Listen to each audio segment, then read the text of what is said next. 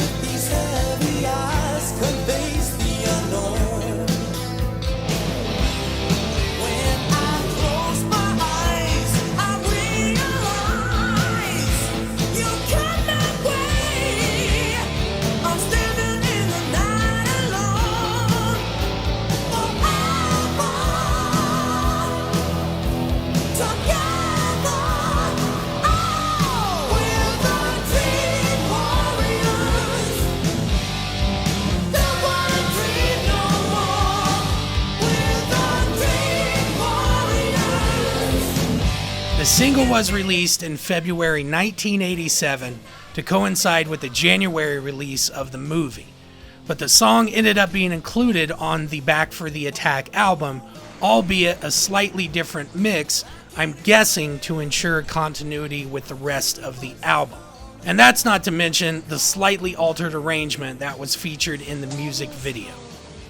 My personal preference is the single audio version as the standout.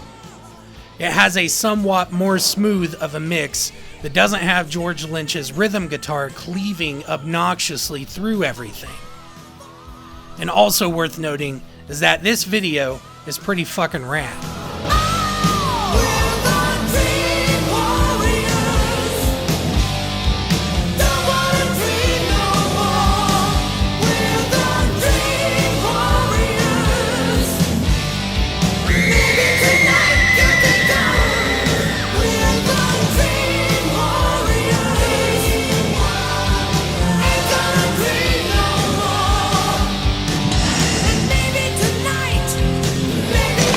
It's fairly well documented that this period of the band was when the cracks had started to show.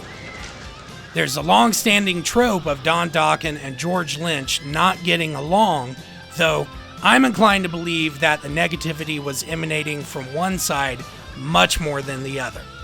Whether or not the feud between Don Dokken and Lynch started as a publicity stunt doesn't matter, because it doesn't negate the fact that the tension had been mounting regardless. And by that point had become a point of fixation in the rock press, setting the dominoes of damage control falling into motion with the band having to address the issue publicly. Last night we took some funny pictures for Hit Parader. Don Dokken says with more of a sneer on funny than a laugh. Your magazine is always giving us so much shit, always talking about how me and George hate each other. It's just not true. But it's fun to play around with. We did a photo of George and me back to back with dueling pistols. Since we're making a video of our song for Nightmare on Elm Street, Dream Warriors, we also got Freddy, the villain of the movie, to grab both of us by the neck and act like he's saying, "Okay, you guys, stop it." Although dueling in photographs with George seems to tickle Don's fancy, the band's real pain is to knock off the bad press, even the often non-committal Jeff Pilson protests. The truth is, we get along as well, if not better than most bands. What started out as a publicity stunt sort of backfired. We are not a battling band. As a matter of fact, Don insists the band has never been tighter. Everyone but me is now living in Arizona and they love it up there. We decided that it's much better for us to pull together than try to pull apart. In the past with Dokken, it's always been one person pushing down on the gas and one person hitting the brakes. Because there's a lot of talent in this band, we all have definite ideas of what our music and songs should be like. We have strong egos, so we have to find ways to compromise. But we've grown quite a bit for this fourth album. The last tour of ours went on for 10 months, and it made us something of the Four Musketeers. We figure our time has come. We can feel we're on the verge, so to speak. Ultimately, it'll be up to the fans to decide if this is Dokken's year, and we sure hope they're with us. I think when they hear this new album, they will be. We've really worked hard. Now, if I had to guess, someone close to the band encouraged them to downplay the feud publicly in hopes of calming the waters of internal dysfunction the band was toiling in. Now, in the wake of Back for the Attack, we ended up seeing all of this publicity downplaying the feud. But the fact of the matter is, when you introduce substance abuse into the pressures of fame, plus the next album, what are we going to do? What comes next? That sort of thing. It's a recipe for disaster sometimes. And in this case, shit do happen. How are you guys getting along at this point? It's pretty crusty. By this point, by the writing of Back for the Attack, George and Mick and I have moved to Phoenix, and that was a problem. I mean, I remember Don came out to stay with us for a few days to do some writing. And you could just feel it was kind of, it was losing cohesion, at that point. We got a little lost and now there was drugs starting to kick in, and now there was money starting to kick in. So we started to drift apart. Now, why am I going over all of this drama? Context. Context is so goddamn important when you're examining Dokken's golden age. The fact that they were able to finish, let alone start this album, is a testament to the work ethic of the guys in the band. It's amazing that it actually got released. And on top of that, it's competitive with the titans of the genre, whether it's Invasion of Your Privacy, Hysteria, Slippery When Wet, and on and on and on. This album is a testament to just grit and bear it and get it fucking over with. He felt this way before and knew he wanted more. He knew the dawn would come and he'd be on the run. But still it drove him on like a loaded gun. His time was running out, and then he realized that he'd been in before. Like a scream in the night, for his crime they showed no pity. Even though they'd done the same, it's a way of life in the city. Standing in the shadows, watching the world go by. Standing in the shadows, he was looking for a place to hide.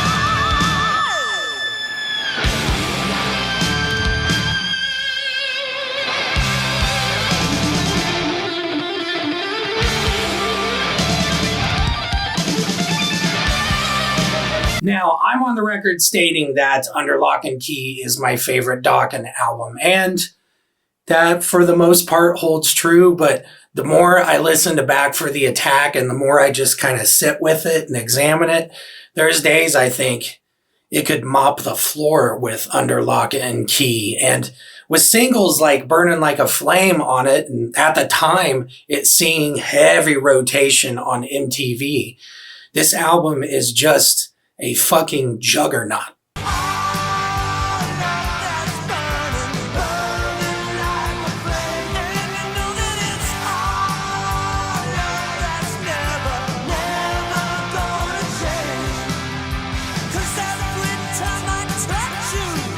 Just make me go insane. Don't you know that it's all love that's burning, all love, burning like a flame.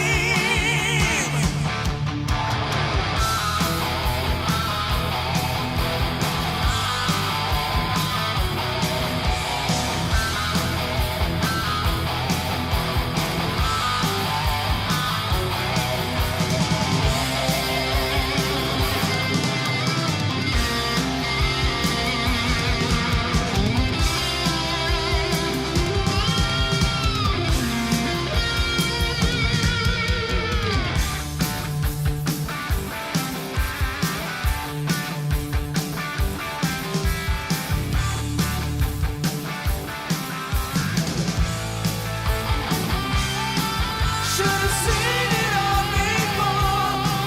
Your love's worth waiting for. Don't you know that it's all love that's burning, burning like a flame? And you know that it's all love that's never, never gonna change. And every time I touch you, you just make me go insane. Don't you know that it's all love that's burning, all love, burning like a flame. And when we're talking about the original run of Dokken, realistically, it's 6-7 years. And considering Jeff Pilson didn't join the band until after Breaking the Chains had been re-recorded and released, that 6-7 years gets whittled down even further. Now, the great thing about Tooth and Nail, Under Lock and Key, and Back for the Attack is that there's a thread that runs through all of them. It's the anthemic sing-alongs, George Lynch's shredding, and then they pair that with sometimes blues-based, moody, darker passages, and that's the Dokken template. And Back for the Attack, they had it dialed in with laser precision.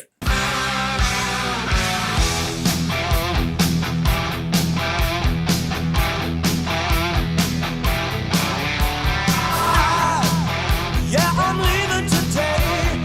Sorry's not enough. Like so many things, we were lost forever. I can't turn the hands of time back to the way it was. I can only go on to find a better road. I can't stop you now. My back's against the wall. There's only so many tears you can cry. There's only so many ways you can say goodbye. Only so many tears you can cry. There's only so many ways you can say goodbye. So many tears you can cry. Now, I've talked about George Lynch on Vinyl Thursday before, and in my opinion, it's impossible to overstate George Lynch's importance to the Dokken sound, their sonic palette. He's just amazing. He's one of the greatest shredders of the decade. Now, that said, to me, the main event on Back for the Attack is absolutely Don Dokken's vocals. He's got that A3 to G5 vocal range absolutely locked down, no contest. The man was at the top of his game. I let your lustful love excite me. You took my heart instead, and now there's nothing. Stop fighting, love. Well, I just wanna know the reason why. Stop fighting, love. Don't say goodbye. Stop fighting, love. Baby, there's no reason why.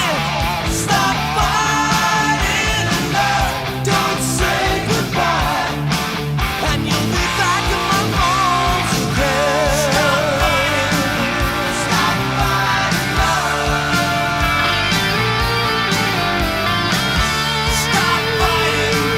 Stop fighting, love.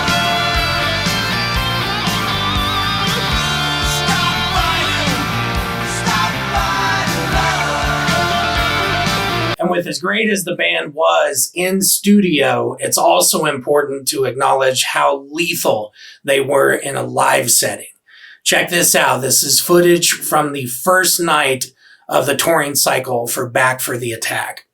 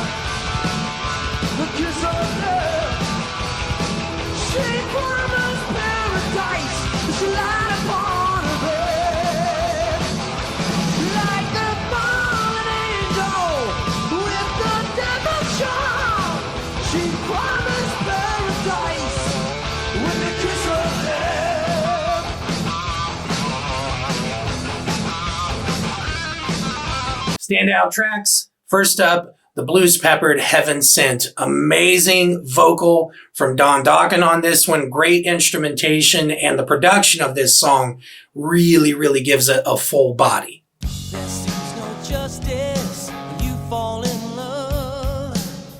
It gives you blindness when you are the one that's hurting, 'cause they've got the gun. There seems no justice when you fall in love. Save me, don't let me fall. Heaven sent, I heard the call. Stop me, don't let me go. Touch my heart and let me know. Heaven sent, thought you would set me free. Heaven sent, thought it could never be. Heaven sent, if I had only seen that you were burning the fire in me. You took my passion, most of my soul, but I will come back, baby, stronger than before. Take my feelings, leave me in pain. I will forget you one of these days. Stop me from feeling this way. Heaven sent, you drive me insane. Hold me, don't let me go. Touch me now and let me know. Heaven sent, thought you would set me free. Heaven sent, thought it could never be.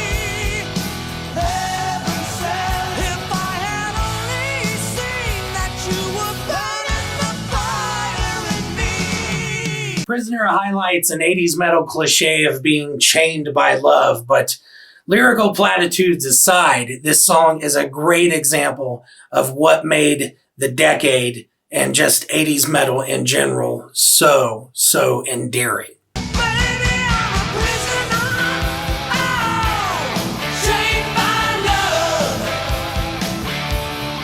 It's so easy to see I could never be free. I'm a prisoner, chained by love. Chained by love. The answer for your loneliness is only frustration. So you gave it all away by placing the blame on me.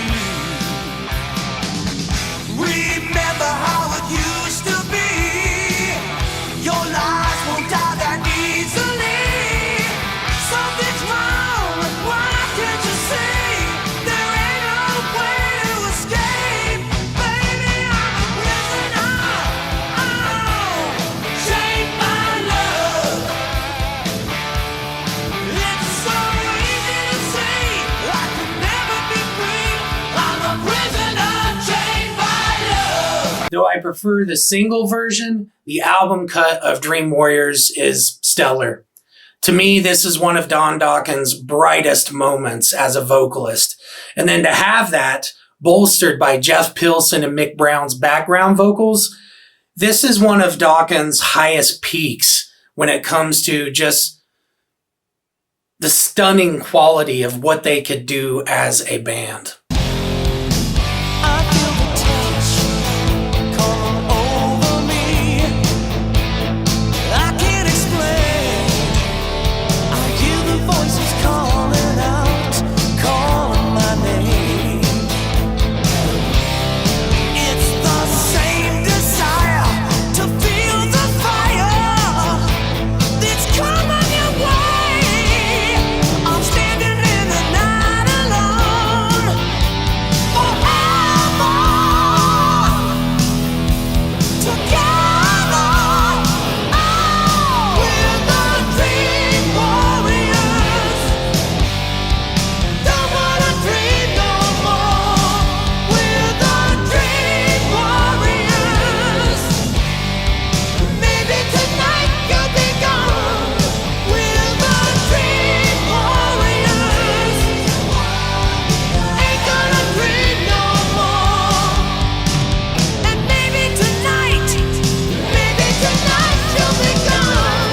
Behind the Wall, to me, is the centerpiece of Back for the Attack.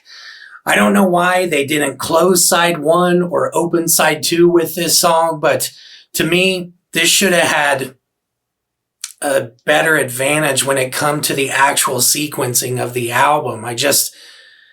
This song is representative of the darker facets of the Dokken sound.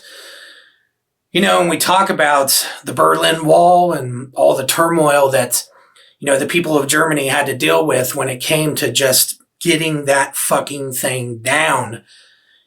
The chorus says, Die Mauer muss weg, the wall must fall. This song, it's more than just a simple 80s metal song. This song has truly, truly deep meaning.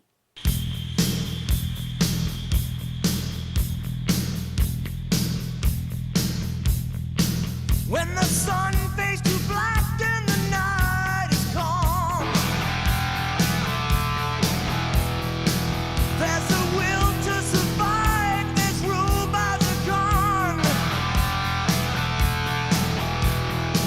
There's a fear in your eyes and a dream that was lost.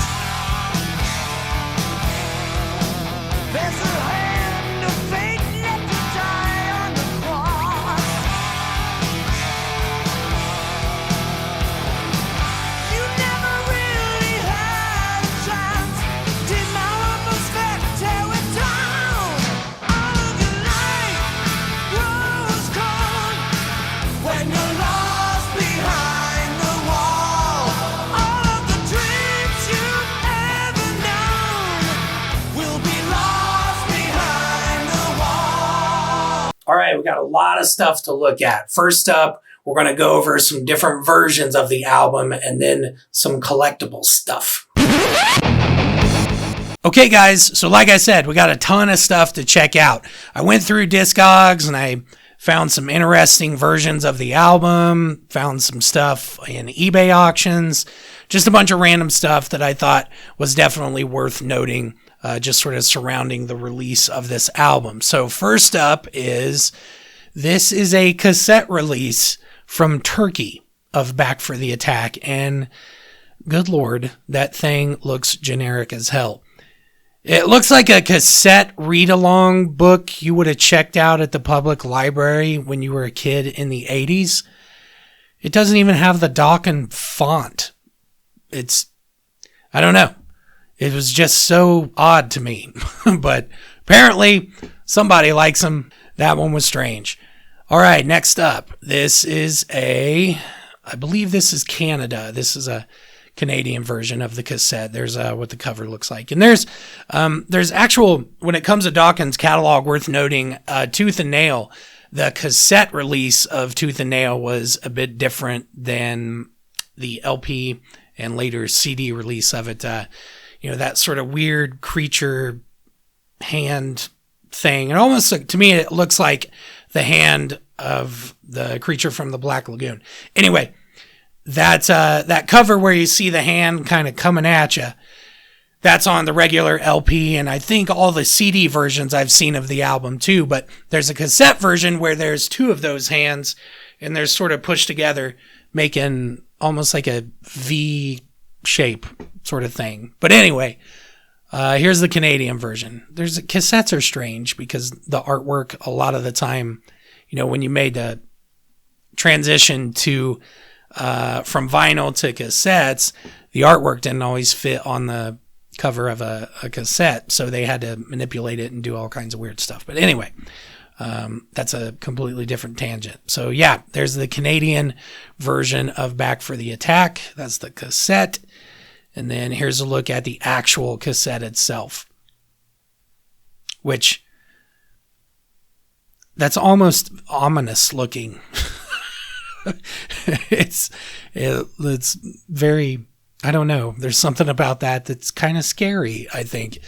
I don't know if it's maybe how I associate Dokken in my head as far as memories and stuff, because I have Freddy Krueger pretty well tied to Dokken. And so there's certain parts about Dokken and stuff in my head when I start getting nostalgic. I have sort of this weird response to Dokken that I do with some horror movies, which it's a neat feeling. But for some reason to me, that black cassette, it looks ominous, or I don't know how else to put it. All right, and then here's the CD version. There's a cover of the album. I think this is the back of the booklet, song credits, special thanks, that sort of thing. Here's the fold-out portion. It's some awesome pictures of the guys in the band. Jeff Pilson up there in the corner. He looks kind of like he's taking a family portrait at Kmart. You know how families used to get family pictures at Kmart.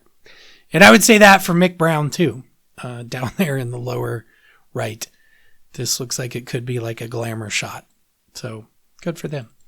And then here's a couple more shots of the booklet fold out. You know, thanks and credits and all that stuff. Here's another one. And then here's the back of the CD, the back of the jewel case. Which, cool. It's neat looking. I've always liked Elektra's logo. I've always thought it was kind of weird. You know, I always thought that was kind of like a curly straw going into like a inside of a cup, going into like red Kool-Aid, I guess. I don't know. But when I was a kid, that's what I thought it looked like. And then there's the front of the actual CD. So old school CD. Super old school. Felt like they were made of lead sometimes, because they're not. But, and they're not, I'm exaggerating, but old school CDs like that, they're really heavy. They're thick. But I might get one of those. I'm curious, that maybe the difference is in the mastering and maybe a slightly altered mix as far as like subsequent re-releases of the album. All right, and then here's a quick look at a U.S. first pressing as far as the LP goes. There you go. Bam. Catalog number, I think it's 607. Yeah, it's right there in front of me. 60735-1.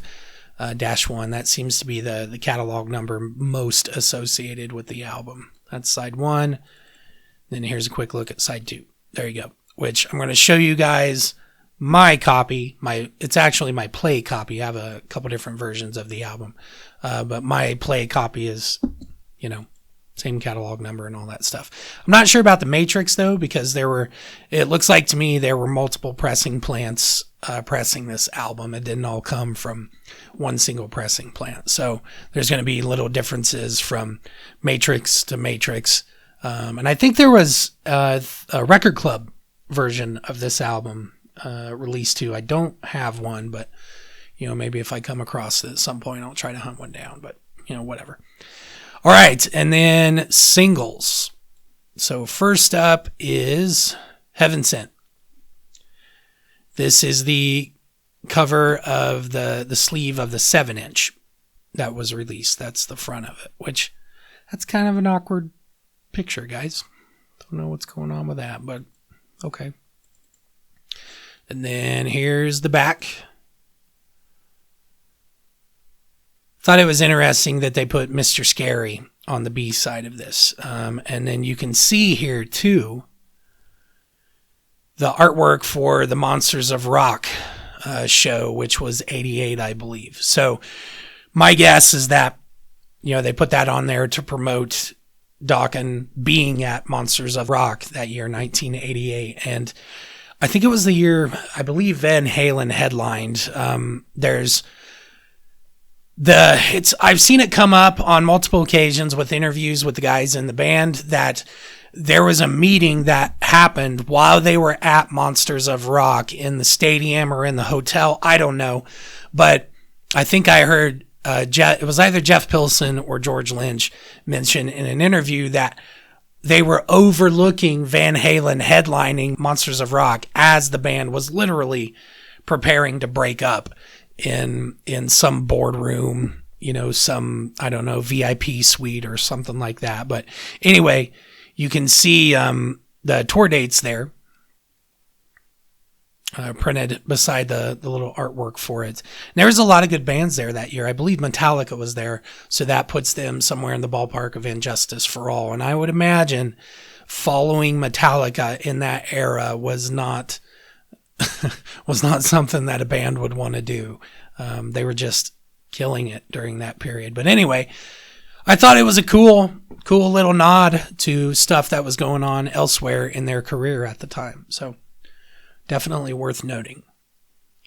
And then as far as the 7-inch goes, 45, whatever you want to call them, there you go. That's what it looks like. Then there's, I think this is the B side. Yeah, this is the B side. I thought it was interesting. The barcode was where it was at. Don't know if that's a sticker barcode or a printed on barcode, but that kind of caught my eye. All right, and then we're going to look at this here in a few. So this is the Burning Like a Flame single. I believe this came in a 7-inch and a 12-inch. I have the 12-inch version of this. We're going to take a look at it. It's really, really neat. It's a gatefold. Got some awesome pictures in it. Just really, really neat.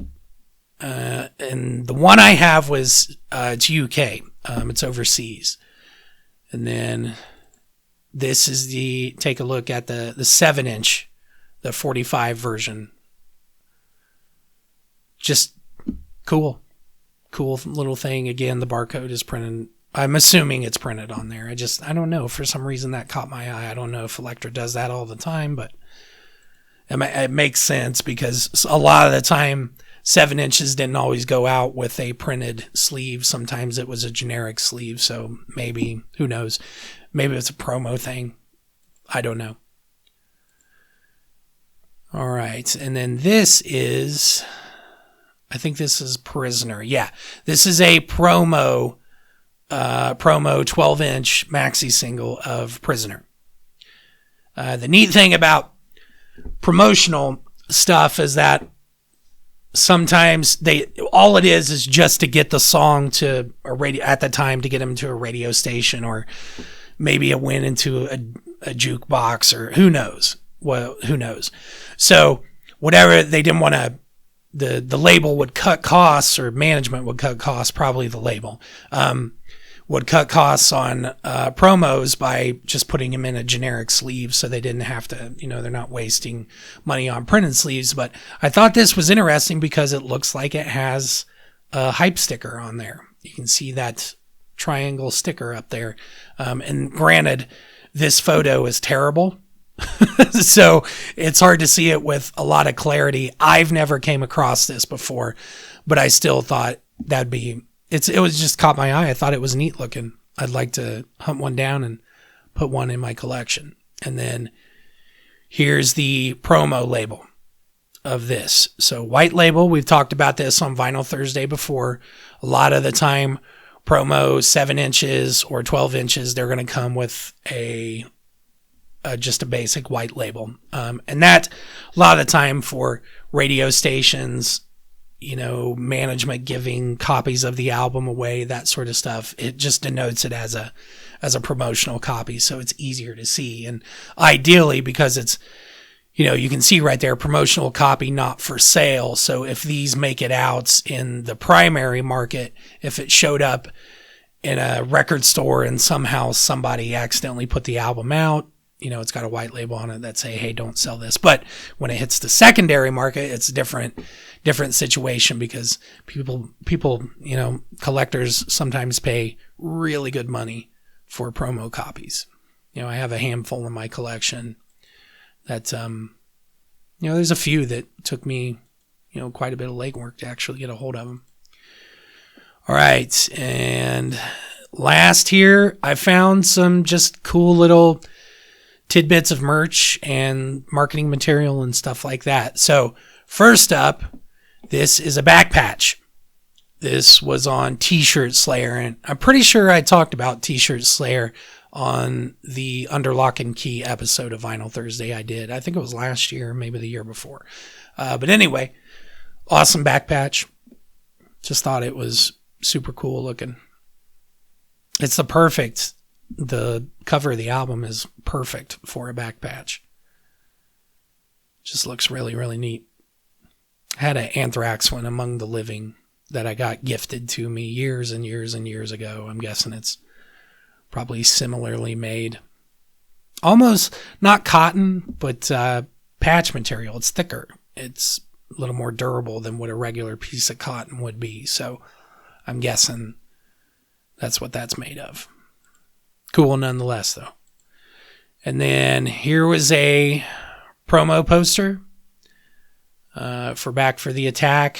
This has the, what is that? I think it's the Heaven Sent 7-inch, I believe. Yeah, the Heaven Sent 7-inch. Super cool looking. The face Mick is making right there is, it looks like he's having a good time, so good for him. Wonder if George is intentionally pulling away from Dawn in that photo. It sucks when good bands don't get along with each other. It's always such a bummer. All right, and this was a black and white print ad. I'm guessing maybe in a newspaper, a print publication, maybe like a neighborhood paper somewhere. I don't know, but I think I saw this on eBay, I believe. I saw it pop up in a couple of different auctions. I think 2 of them I saw that it was in the UK. So maybe this is a printed UK ad. Who knows? Could have been any number of different things. But still cool nonetheless. And then this one. This is a poster. I think this is, every time I had seen it, I think it was 24 by 36. So it's, for lack of a better term, regular poster size. But a lot of the marketing material was a combination of these elements. The seal crest thing from the cover of the album, and then some of the background art elsewhere in the album's booklet, inner sleeve, and then this picture of the band. It's a variant. It's always a variant of those 3 things what I come across as far as the marketing material for this album. I think there's postcards at one point, mailers, smaller 11 by 17 size posters. I think there were some stickers that were printed at one point, and then obviously different versions of this poster. And I think even some of the posters that got sent out as far as for promoters being able to have material to put up in record stores about a tour date and stuff like that, even that was all a variation of those 3 elements, the seal, the background art, and then that picture of the band. Which worth noting too, which I think is pretty fascinating, because the band really dialed back I don't like using the term hair metal. I've never liked it. I think Carter and I have talked about that in a couple different episodes of Conversations from the Pit. So I just don't like the term hair metal, because I don't think it's reductive in my opinion. But that picture of the band, they had dialed back the hair metal thing, the neon, the bright colors, the leopard print, the different animal prints, and just all the sort of gaudiness of what I think is we associate with like 1985 and 1986, the output from a lot of those bands. You think of, I always think of Kiss during the Asylum era. That was, to me, it's funny, but at this point, I think in hindsight, that was probably the least, I don't know. It was cohesive because they all looked ridiculous, but it just didn't fit the band. And I think it didn't fit a lot of bands that went through that period. Rap, for example, they had that sort of buccaneer pirate thing that they did for a little while, but eventually it got dialed back a little bit where it was, sometimes a little more muted colors, things like that. So you can tell that Dokken were moving away from that really overt, just ridiculous neon and arm warmers and gloves with fringe and all that sort of stuff that a lot of the bands were doing. So I think as far as image goes, I think this worked pretty well for him at the time, especially Don, because, Don's a little bit older. And I think it was just more comfortable with him. I think we all think of Don wearing that long black coat and that hat. It's not a fedora. I don't think it is. It's a fedora, but I don't know hats. I don't wear hats. But anyway, Don and that hat and that long coat, that seemed image-wise to work for him the best, especially out of the original run, the era of the band. So, I think given the album, I think it would have been cool for them to have, just all black, maybe bullet belts and, maybe Don and the funky hat sort of thing, and it still would have worked really, really well. But I don't know, maybe this is, I think a lot of people, when they see bands from that era dressed like this, you instantly go, oh, maturity. But I don't, I'm not on the inside of the band. I only know what I know from interviews and, sort of the history of the band that's out there.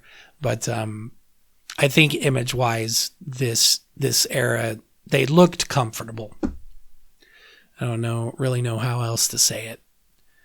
And there's something to be said for a band that looks comfortable in their skin, their own skin.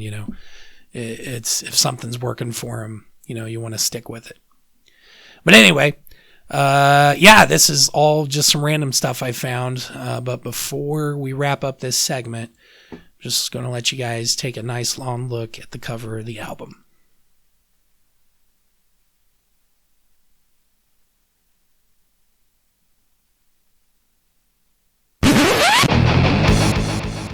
All right. Now we get to look at some vinyl. All right, guys, first up, because I forgot to show this in the segment earlier, this is an album flat.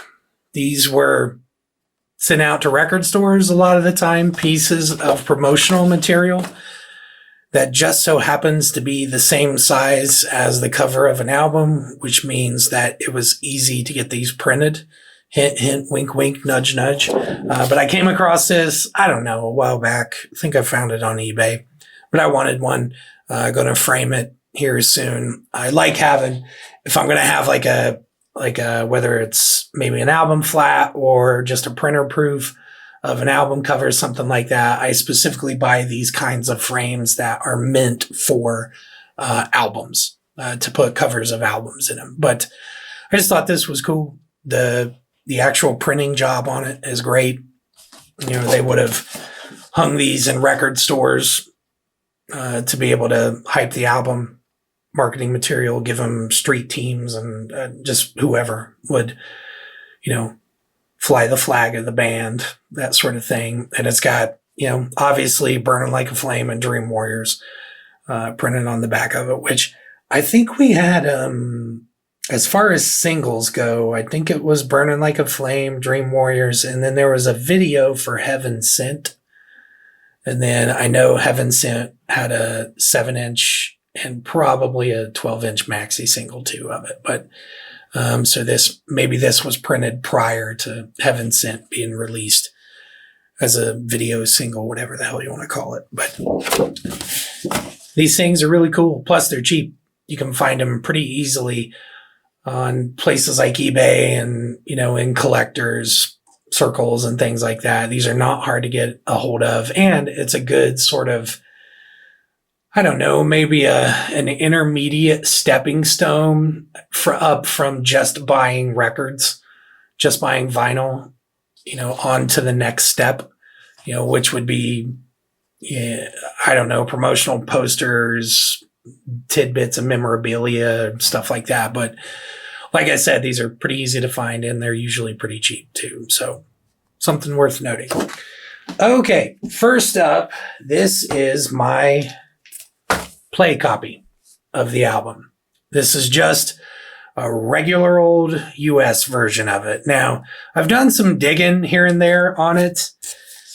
You guys know I use Post-it notes to keep track of whatever it is I'm the different pressings of things, that sort of thing. But there isn't really anything super special to this. Some of the promotional copies of the album have this same matrix number printed on it. But I don't have a straight up promo copy of the actual album itself. I'd like to have one at some point, but sometimes promotional copies didn't always have the white label, like we've talked about in the past. So some of them might come with a little gold stamp on the back of the album that says promotional use only, not for sale. Or sometimes you'll see promo copies, they'll do a saw cut up here in the corner. It just looks like a little notch taken out of the actual cover, probably about 1/4 of an inch deep and 1/4 of an inch wide. And they cut it right there. And then that way they can send it out and, whether it was to a record store or radio station, whatever the case is. And then that way everybody knows it's a promo copy. So, but anyway, this is my play copy. I don't know that I'm going to get the vinyl out because we have a lot to look at. But I mean, it's nothing super fancy. It's the one I listen to when I actually play the album, but there it is. So I didn't want to spend a ton of time on it because it's not really anything fancy. But here's the inner sleeve. We've seen these pictures already. I think I talked about them on I think it's the Burning Like a Flame single in the prior segment. But here's the thanks, all this other stuff. Credits and that sort of stuff, which I think this was recorded at One on One Studios. It's in North Hollywood. And then I think they bounced around in a couple other studios with dubs and, maybe guitar fill-ins or vocal takes and stuff like that. But One on One is, I think, was where Metallica had done the Black Album. And maybe something prior to that too. It might have been Injustice for All, but don't quote me on that. But I think they definitely worked on the Black Album at One on One Studios. That was with their first, I think it was their first album with Bob Rock, I believe. So Bob Rock was really starting to pick up steam at this point from a career, I guess the arc of his career. But anyway, that's a different episode probably. But anyway, there you go. There's a look at the inner sleeve. There's the other one, other side. It's cool. And then the back cover, check that out real quick. I've always liked this back cover. I think it's neat. These hounds down here. Always kind of vicious looking. Cool artwork though. Super cool artwork actually. It's neat with albums released during this era. A lot of the time on the back of the album or somewhere on the album, also available on cassette and compact disc. So we were in a transition period of, moving on to another form of media. So it's always funny. It's the same thing with like early aughts metalcore bands. If you pick up their CDs, there's always a MySpace address printed on the back of the album or in the credits, that sort of thing. It's just always sign of the times, I guess, that sort of thing. But yeah, I love the back cover of this album. It's cool. I would have been okay with this being the actual cover of the album. Put the Dokken logo right there in the middle of it. Super cool looking. But there you go. All right, on to the next one. All right, here's the next one. So I got two versions of the Dream Warriors single, both 12 inches. I don't have any 7-inch 45s. You guys have heard me talk about it before. I generally don't collect 45s. I like having the artwork as big as it can go. But this is just a run-of-the-mill US single version of it. It's not really anything super special, but when I'm going to listen to it, this is the copy I listen to.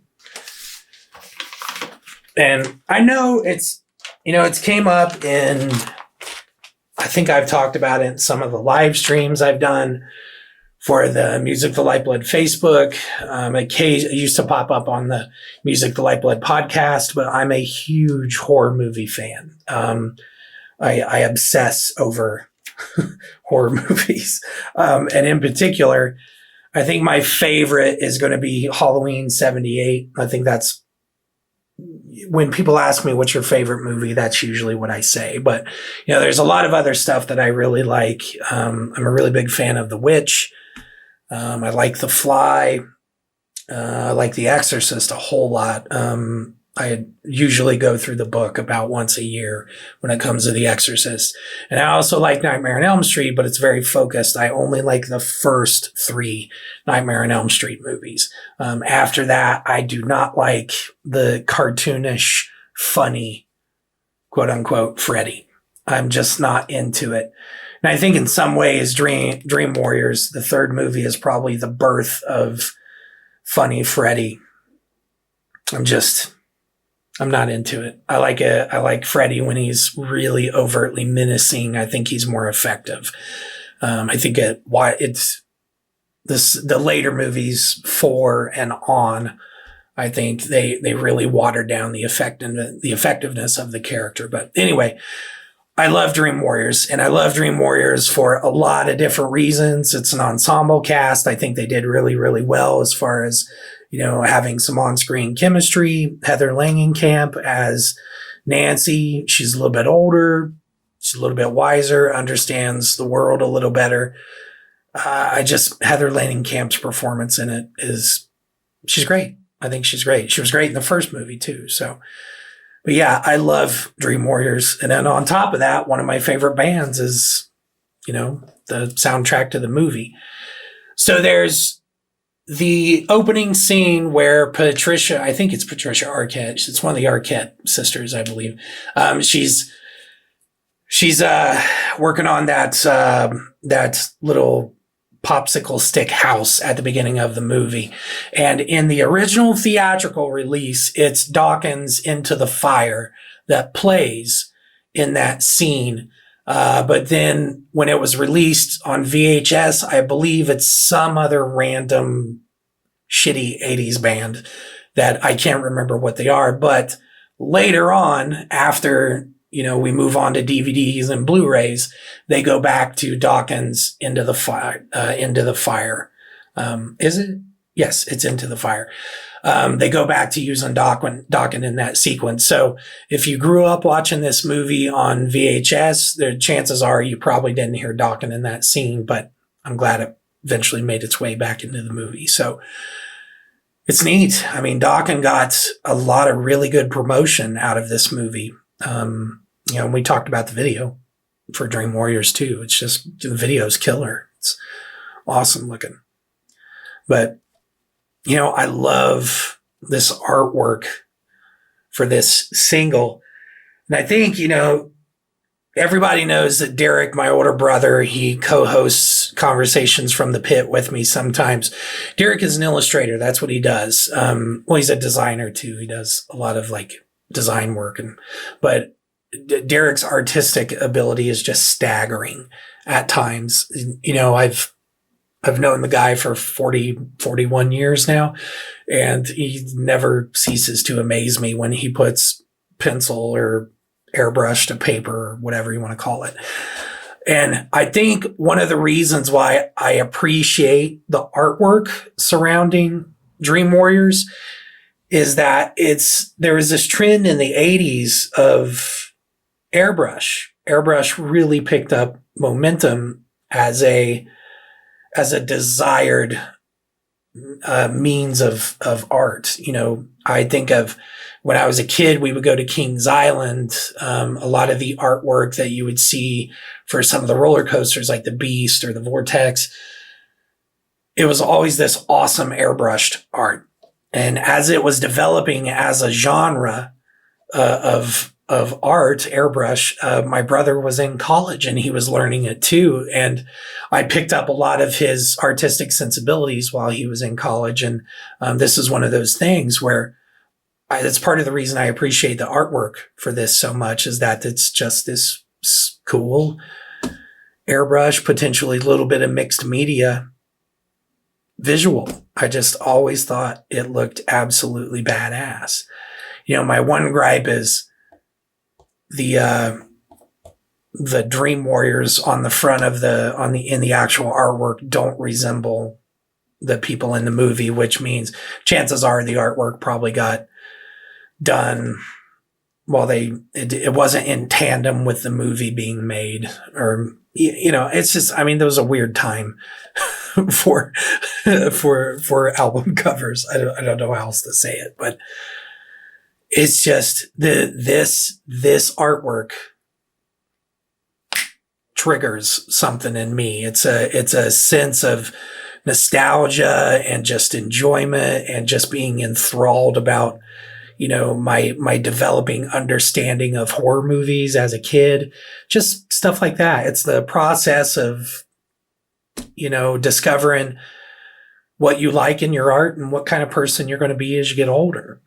Just that's what the cover of this makes me think of. Just how I've grown and matured with the art that I enjoy. It's great. But here's the back.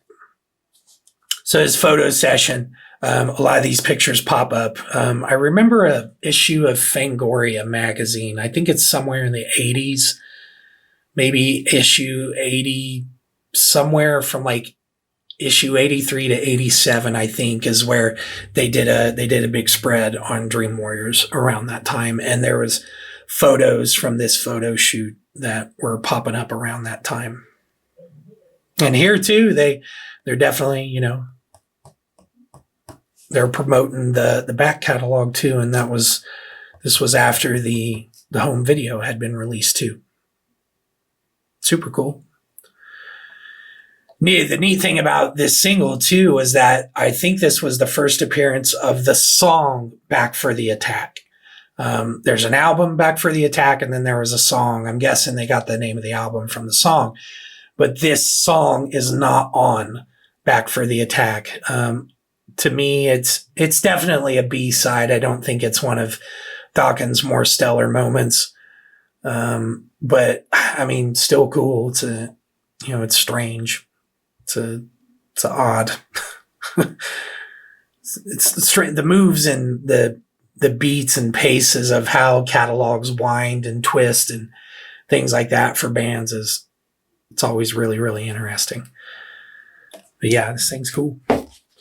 And then we'll take a quick look at the actual vinyl so you guys can see it.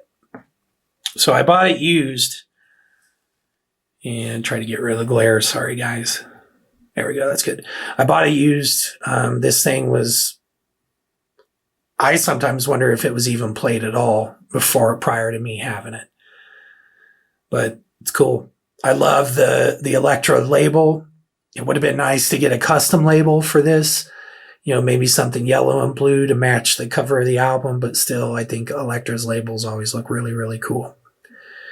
And the barcode too. Yeah, I mentioned that in the second segment, the barcode too. So maybe they were printing, all their barcodes on the labels. I don't know. It's just not something I've noticed before. But then there's the other side.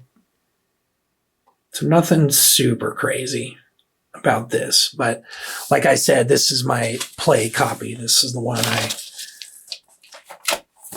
when I want to listen to the actual song, the mix that I like, this is the one I listen to. But anyway, let's do one last look at that and just appreciate the full 80s ridiculousness of this single. All right, next up is my promo copy of Dream Warriors. So this is a US promo copy of it. Now we've already talked about the cover, but it's same as my regular single version of it. Nothing really different, though this one has, somebody loved it.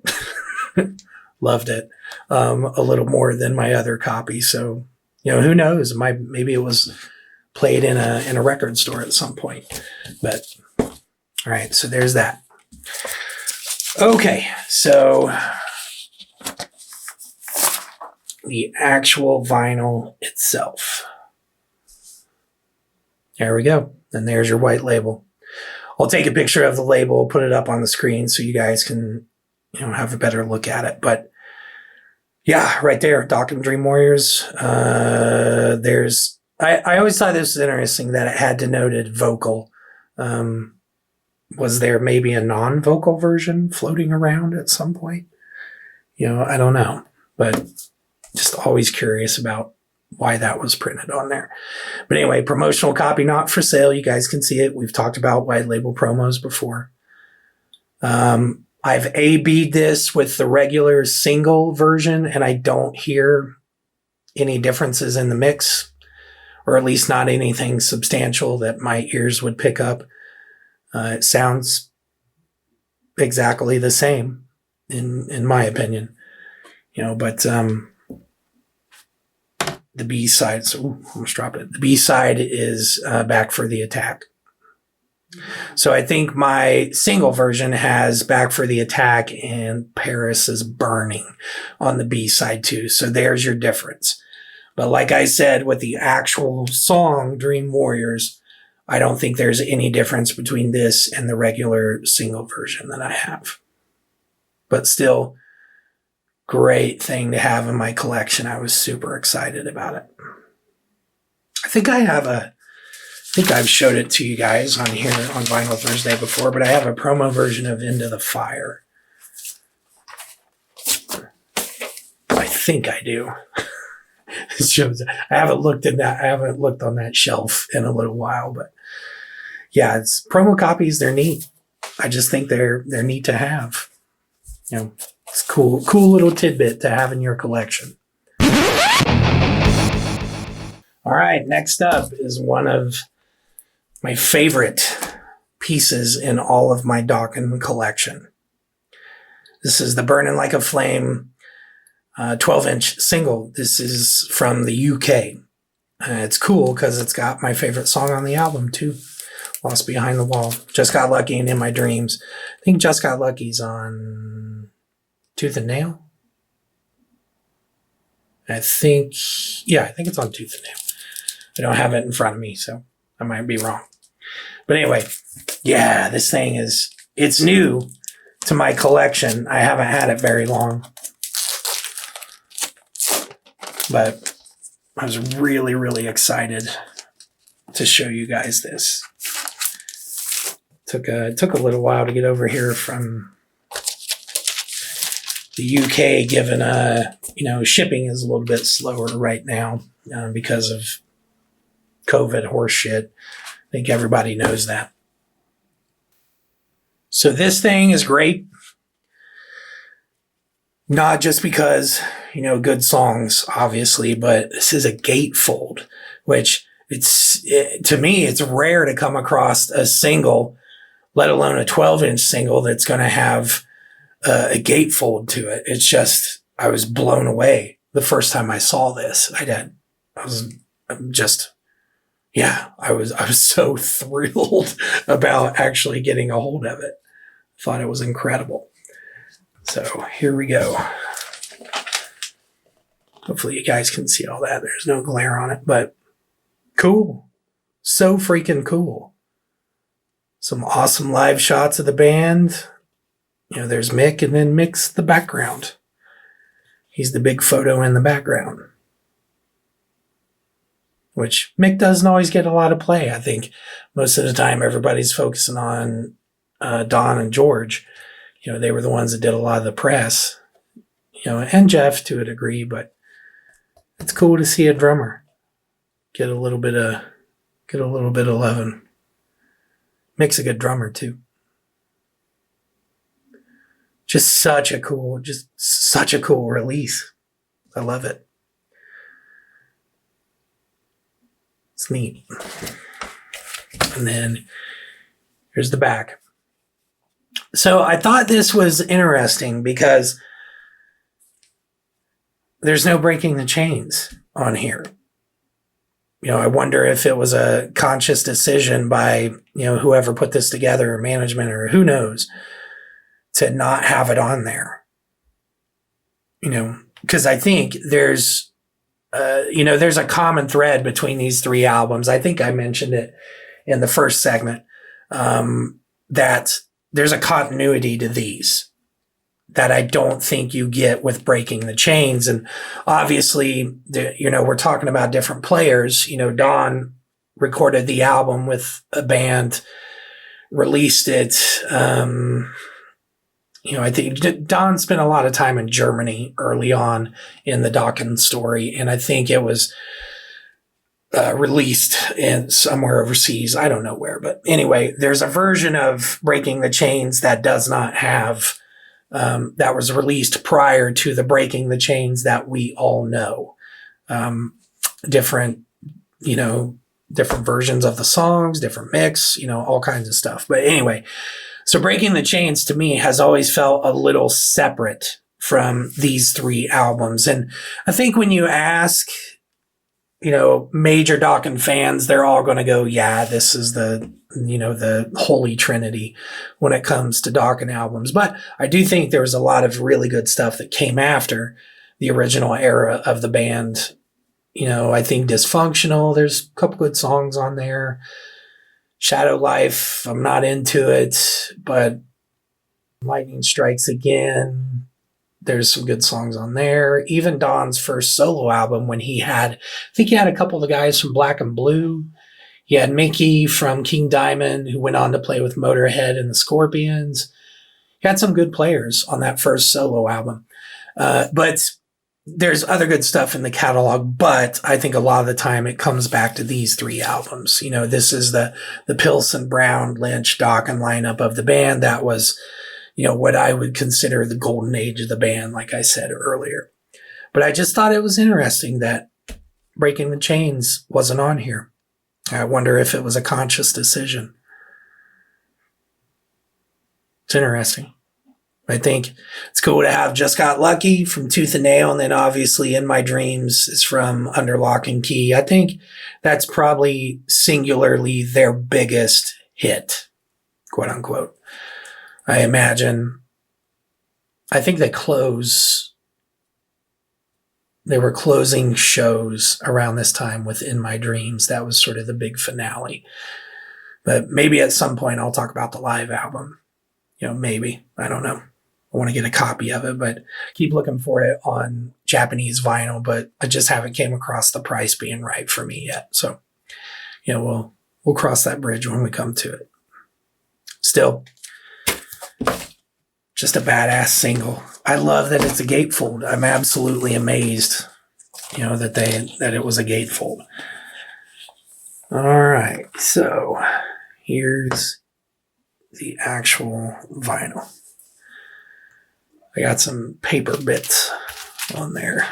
Let me get those off real quick. I use those paper sleeves. Even when you don't have them, I still feel like you get bits of paper that stick on the inside of the cover and on the inside of the sleeve, and you can never really be truly rid of them. But there you go. One of the things that when I first got this is heavier than 110. It's not 180 gram, but it's heavier than 110. So it's not quite double press, but, I don't know what the weight is. I've never measured it, but this thing has some thickness to it. And I think it's neat because how often do you get, singles that have this much effort put into them? It's neat. It's one of my favorite things in my collection. I absolutely adore this release. It's amazing. And then there's your side B. Nothing super crazy. But yeah, I love this one. I'm tempted to frame it. I might do it. Buy another copy so I can listen to it and then frame the other copy, which you know, that's how I am sometimes. That's, you know, how it is. I got some misfit stuff that I keep framed. But there's one last look at it. We'll do the gatefold too.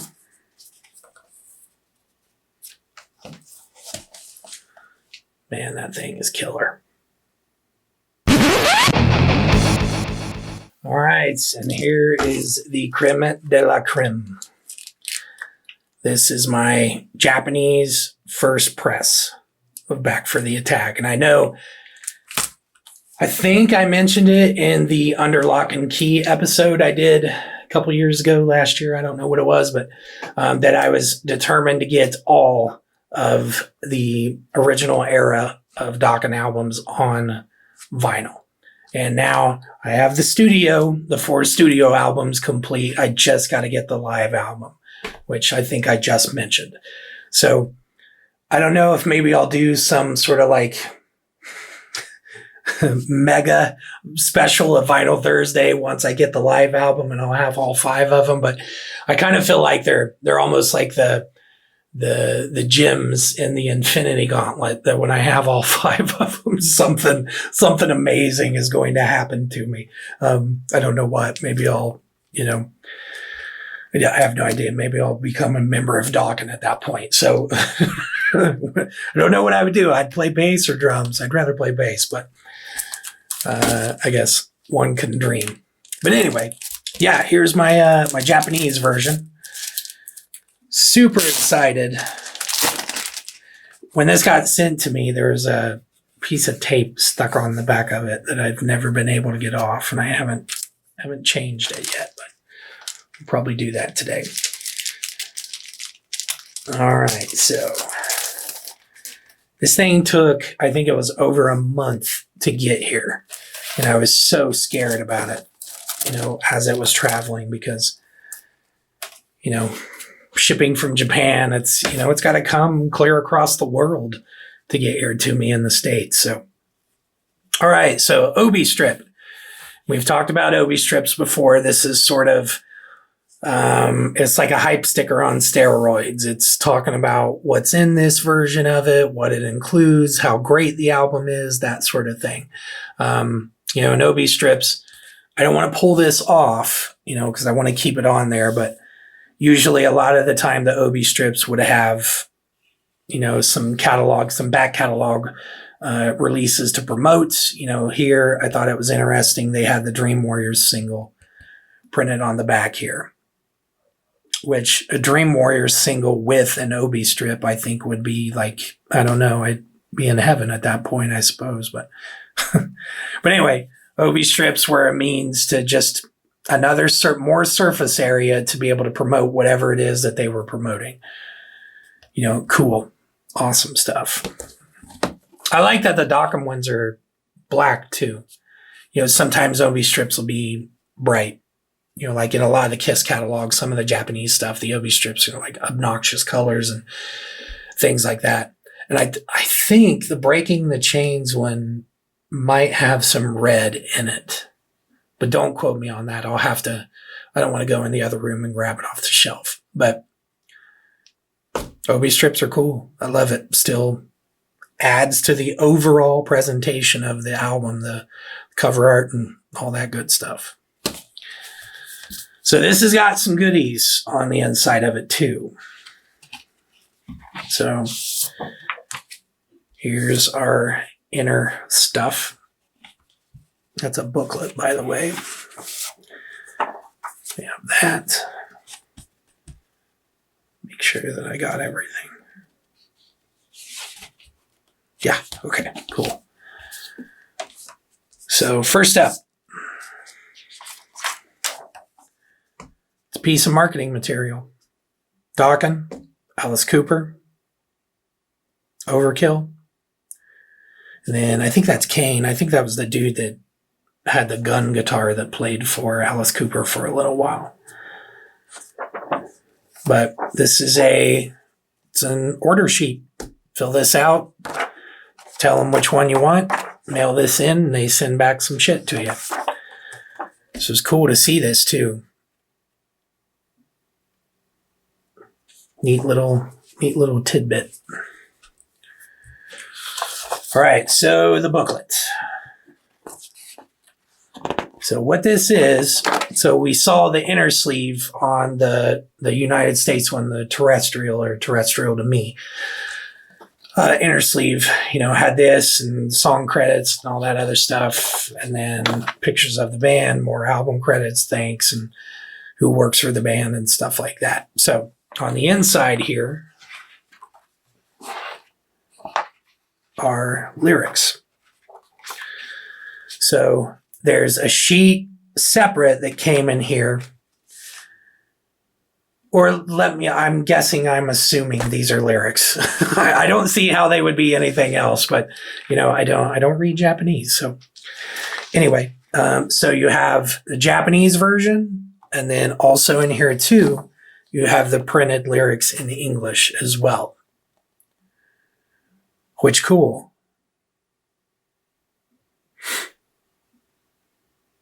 It's neat. And then this is what's neat about this. We got an awesome picture of the band on the back side of this insert.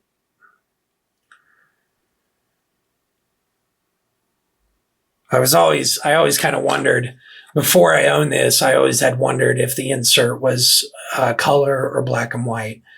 And it makes sense that it would be black and white because this is a lot of additional stuff that probably the label was, having to put up the money to print. And who knows what printing costs are like for bands and labels at that time in Japan. I don't know, but my guess is that if this was printed in color, it's gonna stack a considerable amount of additional cost to the release. That sometimes it can be about cutting corners, but like we've talked about before, when it comes to Japanese culture, they put a lot of emphasis on packaging and the way things are presented in a marketing, commercial sales sense, that sort of thing. They're really, really attentive to how things are presented to consumers, which, I don't care that it's not in color. I mean, it'd be cool, but still, Jesus Christ, look at all the shit you get with this. It's badass. It's absolutely badass. So I don't know of this release having any more stuff on the inside of it. I can't remember ever coming across it having anything else surrounding it, potentially like maybe a point of purchase promo, point of sale POS stuff. I'm having a hard time getting that out, but occasionally, like Kiss Asylum came out in 1985. If you bought Kiss Asylum in a record store and you were the first whatever number of people to buy the album in that record store, you might get a poster with it. That's the only thing I don't have when it comes to the Japanese version of Asylum, and I sometimes wonder if it's even going to happen. But I don't know that there's anything else that would have came along with this. I've never came across it coming with a poster at point of sale, or, who knows, any number of little bells and whistles that would go along with records around that time. But like I said, there's a bunch of shit in here. It's cool. You get an Obi strip, you get an insert, you get a booklet, you get an ad to buy more shit. And it's an awesome, awesome setup. There's tons of stuff in this one. But before we wrap up, let's take a look at the actual LP. Here, let's do this. So I'll probably have to screenshot one of these pictures for the thumbnail of the episode. So that looks good. That's visually pleasing, right? All right. Take a look at this thing. And again, here, when I bought this, the description, and I think it said it looks unplayed. And I think it is. I don't think, there's no scuffs on it. There's absolutely nothing wrong with the vinyl. Like I don't even see a single little spiral scuff, nothing. So I really, really lucked out when I came across this. I think I got it. I found the seller on Discogs and asked a couple questions and, went from there. But notice the little differences in the Elektra label with the United States one, the terrestrial one that I have. I'll throw up an A/B comparison so you guys can see the little minute differences. But a different label. And I think too, with the difference in the label, that here stands out a little better. The title of the album and the band. It just, there's, I called it the curly straw on the Elektra labels from the logo. I think, not having that there, the title, the album stands out a little more. So, who knows if it was a conscious decision or not, but yeah. Man, oh man, I love this album. Do that so you guys can see it. Yep, no warping. Things in good shape. I think I've only played this once, I believe. Like I said, I have my play copy, the one I listen to all the time. I want to be able to preserve this one, in case something awful happens and I need to liquidate my collection and put some extra money in the bank account. Just a great release. God. It's one of the gems, one of the most important gems in my collection. Absolutely adore this album. So let's do Last Looks. There's the cover and the Obi.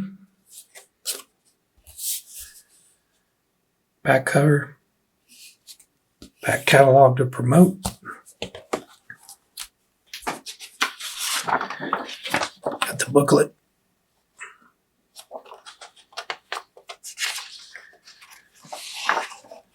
Japanese lyrics and credits. Awesome glamour shots of the guys in the band. I'd like to interview Jeff Pilson. I might go sniff around about that. I'll ask him about those glamour shots. Insert with the lyrics in English.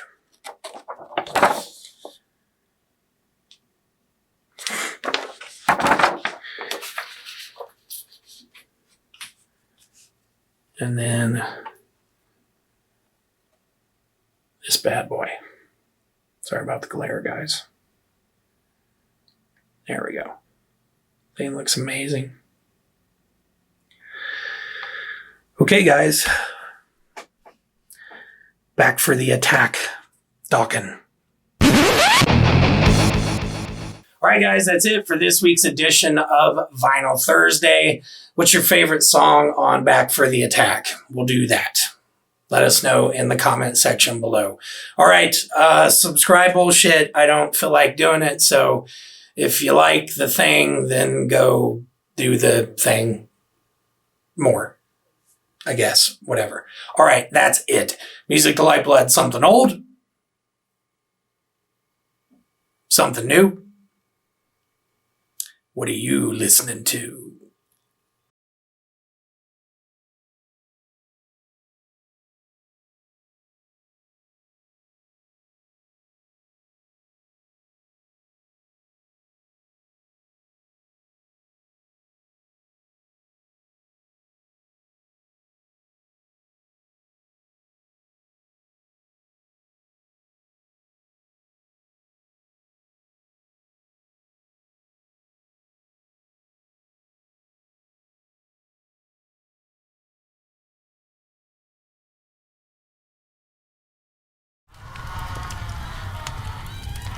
Hey kids, this is your old buddy, the devil. I just wanted to call a timeout from burning all these souls into eternal damnation. Let you guys know that if you don't want to go to hell, you should probably join the MTLB Ultra Mega Militia. You can do that by taking part in the MTLB Ultra Mega Value Exchange. You see, you get all of this free MTLB content, and then you get to decide what it's worth to you. And then you exchange that value with music to Lifeblood. So if it's going to be money, you want to go the money route and be like, this fucking episode is worth $10. Sweet. All you gotta do is PayPal that over to musictolifeblood@gmail.com, or you can do reoccurring installments at patreon.com/musictolifeblood. You know, kind of like you were dating. It's a regular sort of thing. You don't want to be like all these guys. Because they're gonna fucking burn in hell for the rest of eternity. And you guys don't want to burn in hell for eternity. But also, if you ain't got money right now, you can just share some Music to Lifeblood content on social media. That'll be fun. That'll keep you out of hell. And if you guys do take part in the MTLB Ultra Mega Value Exchange, you'll be a part of the MTLB Ultra Mega Militia. That'll probably get you into heaven. You can go hang out with my old buddy Jesus and his dad.